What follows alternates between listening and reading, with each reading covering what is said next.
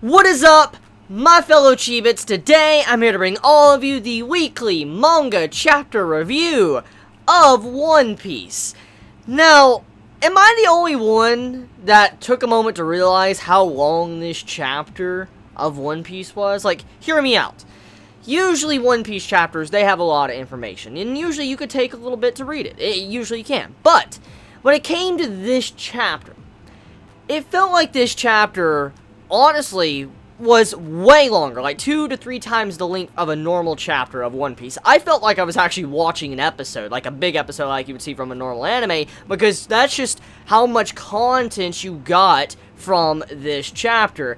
Now, one thing I want to talk about is instantly when I saw the stuff with Big Mom, my interest got piqued, because one thing I've always been interested in about One Piece is finding out some of the goals of some of our, emperors, and seeing Big Mom's dream somewhat part of her dream, it got me invested in this chapter. But that's not the only part. I mean, you have stuff with Capone, you have the stuff with Peckham's, you got the stuff going on with Sanji. I mean, there's a lot of good moments throughout this entire chapter, but one of my favorite moments is definitely the Big Mom stuff, and I'll get into that last because I want to go in kind of in the order of this chapter. So starting off, Sanji. We continue off after the events of last week's chapter with Sanji getting handcuffed. And as I talked about in my chapter review last week, there is a very likely possibility that Sanji could get out of it rather easy if he just hockeys up his entire hands and wrist and just lets them explode. He could possibly just get through it like that. Now, we did find out that he cannot take off the handcuffs because he needs a key to open them up. But, I mean, if somehow he can kind of remove them in a way, I think he could just hockey and completely survive the explosion. I mean, we know that he can use hockey, so there is a possibility, and that might be kind of how he might be able to get out of it in the future of One Piece. But for now, though, Sanji, he's in a bad situation. I mean, he's stuck with handcuffs on. They can obliterate his entire hands and arms off, and we all know when it comes to Sanji's character how important that is, how important his hands are, and how he was taught at a very young age. So if he loses those hands, it's kind of like he loses a big part of himself. He loses it, physically and mentally, because that's why he's a chef. He uses his hands to cook.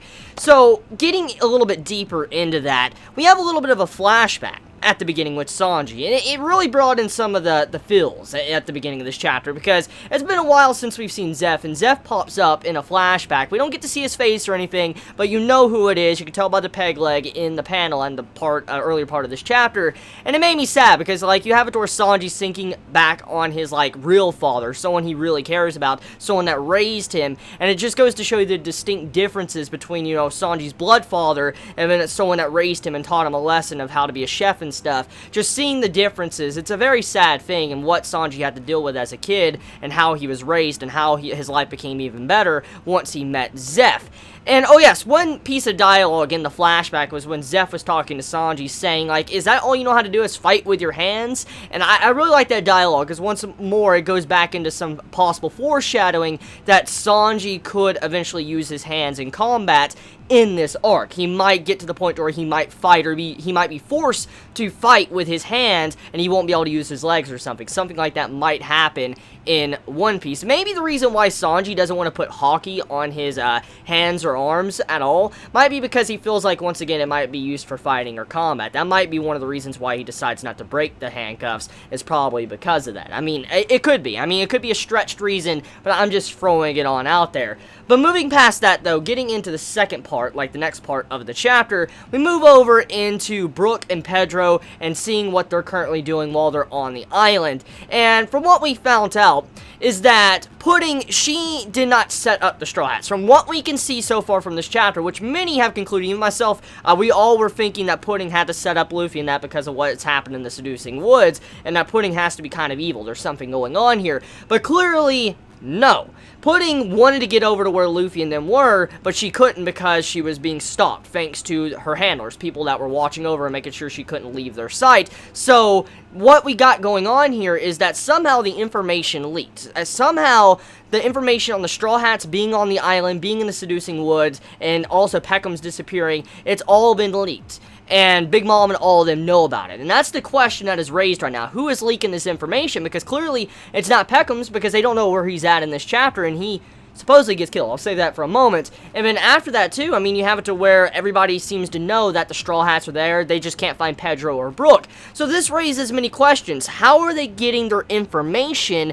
And also, since they don't know where Peckham's is, it can't be him. So who? Now, it could possibly be Capone, that might be a possibility, that could be it, but there might be something else going on here. But the more the chapters gather up, the more it seems likely that Pudding isn't the one that's causing the issues and maybe the one that is trying to get the Straw Hats captured. Now, I could be wrong, but the way it's slowly building up, it looks like she's kind of innocent. Now, moving off of that, since technically we have the entire situation, Pudding might be innocent, Brooke and Pedro are the only ones that are not really discovered at this time, and there also is wanted posters, actually. Oh, yeah, that's something I want to talk about. So, apparently, there is a wanted poster already for Carrot and Pedro. Now, as I've already discussed a couple chapters back, I would really love to see Carrot kind of integrated into the Straw Hat crew. It's something I would really like to see. Another female character in the Straw Hat crew, I would really love to see her join, and also she's very strong, as we can see from some of her events in recent chapters. So, I do hope Oda kind of considers that. Maybe he might be hinting that she might join because of the wanted poster in this chapter, and granted, also Pedro got a wanted poster as well. But that's enough for that. Moving into the next part, Capone. So Capone, he is doing an execution style against Peckham's. And we already knew there was kind of beef between Peckham's and Capone. We saw it in the Zoe arc. We saw it to where Peckham's got shot by Capone. And then Capone, you know, is like, oh, I needed to do this. And, well, the main thing here is that now it seems like Capone is going out of his way to execute Peckham's, and nobody else knows about it. For instance, Peckham and everybody else, all of his friends with Big Mom, they don't know about it, but only Capone does. So here is a question that is raised. Capone clearly wants something. What does he want? He has some form of other goal in sight. He's not completely loyal to Big Mom after seeing some of the events in this chapter. And I mean, when you see the final, like, dialogue from Peckham's in the chapter, he's like, you can't get away with this. Don't underestimate Big Mom. And then he gets shot and then he falls off the cliff. It's hinting that there's something else going on here, and definitely Capone is not loyal to Big Mom. There's something else, too. And we do know that when it comes to the daughters and the children and the sons and stuff of Big Mom, we know that her children aren't completely loyal to her as well. We know this. We've seen it in the past. So the actual daughter that is currently married to Capone and then had a child, which I'll get into the child in a second, that clearly she doesn't have to be loyal to Big Mom. She doesn't have to be, because she, you know, we've already seen cases to where other daughters and siblings and stuff are not loyal to her. So that might explain why that's going on there. Maybe, you know, the wife to Capone is wanting to help him out. Now, the baby, oh God, okay. The baby of Capone is just... I know what Oda's trying to do. I see it, but it's so freaky. It's so fucking freaky. I mean, Oda was trying to showcase that the baby is pretty much Capone Jr. It's a little kid, and, you know, the kid's gonna grow up to look just like him. I mean, you see the little mustache and beard stuff going on. You see, I think he had actually a cigar in his mouth, too, as well. Could be wrong with that. And, I mean, he just had this entire style with him. I'm like, yo, Oda, you just, that's some savage-looking baby right there. That baby looks savage, but fucking ugly. I'm sorry, the baby looks ugly as fuck. It does. I gotta be honest here. I mean, completely real. That baby is ugly.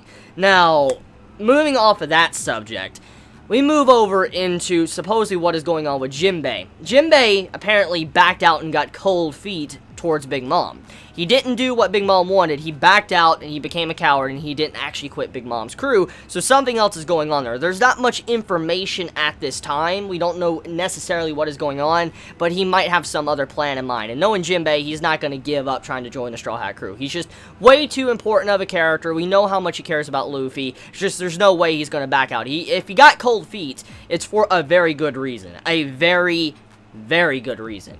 If not, there's something else going on. Now, moving into the Caesar stuff with Big Mom. So Caesar, he confronts Big Mom. And, oh my God. Caesar, I gotta commend the man for how he's constantly able to, like, whittle his way out of problems. This man is such a kind of slimy, slippery bastard. The way he could constantly get out of ordeals, it's breathtaking. I mean, how the fuck does this man do it? He has straight up scammed Big Mom for many years. And this man, literally is getting away with it still. Now, almost his lies are catching up with him because Big Mom's like, oh, I got a facility for you, a top-of-the-line facility just like what you used to work at on Punk Hazard. You got unlimited funds, you don't have to worry about money, just make me what I want. And before I get into the subject of what Big Mom wants, I really like how Caesar is still trying to figure out a way to cheat Big Mom, and also what he was using the money for to begin with. Oh my god. So Caesar, he was getting girls. He was bringing girls to the island, and like, are you fucking serious? My boy Caesar, just Caesar laugh like, shoo. Yeah, I can't do his laugh. His fucking laugh. Oh my god. But anyways, Big Mom talks to him about it, and then he's trying to figure out a way how he can get out. And he finds out that he has 2 weeks. He has 2 weeks to make the giant potion for he can live. And if he doesn't make it, he dies. He gets turned into candy, which leads into some of the things I need to talk about. So there is a new character introduced, the Minister of Candy, apparently Big Mom's oldest son. And he doesn't look necessarily old. I mean, that design for the, like, witch daughter, that's a way old. She looks really old. But I expected this, the eldest son, to look really old, but he didn't look necessarily old. I mean, he was old, but he didn't look as ancient as the witch daughter. So clearly something else is going on with the children, especially when it comes to the ranking, or somehow of how they look in youth. But we do get some clear insight, though, to Big Mom with this. Big Mom, the reason why she has so many different variety of children, like different species, like, you know, fish children, like fishmen and stuff, we now know that Big Mom, she actually wants all of her family, all of her children to be at the same height.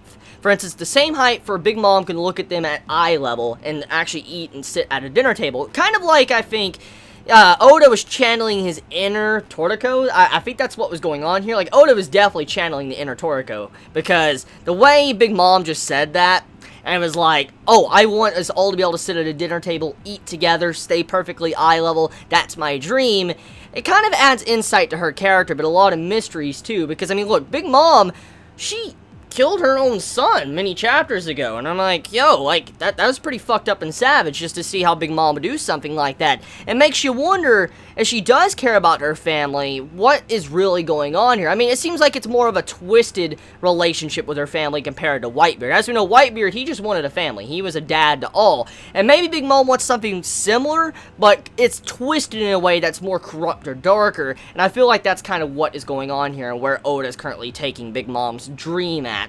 And then we end off the chapter with Luffy constantly gathering copies of everyone. There's a bunch of copies or clones, and they're all acting really weird, and he's just throwing them on top of each other. So I don't know what the fuck is going on with that. Like, some form of devil fruit, obviously, but clearly something is going on, and I wonder exactly what is going on and why they're acting like they are. Maybe they got split into multiple different pieces. Have no idea.